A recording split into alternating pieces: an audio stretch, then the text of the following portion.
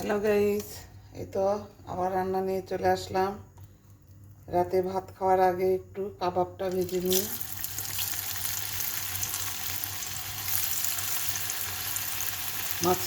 কাতলা মাছের কাবাব শীতের রাতে এগুলো খেতে ভালো লাগবে।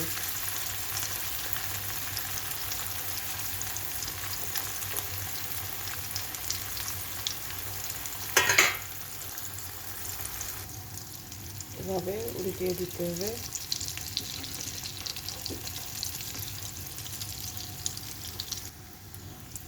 এই তো আমার কাবাব ভাজা হয়ে গেল। এরকম করে লাল লাল করে তোমরা ভেজে তুলবে।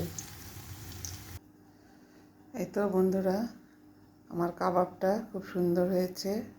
এখন পরিবেশন করব। তোমরা এভাবে মাছের কাবাব শীতের রাতে ভেজে ভেজে খাবে।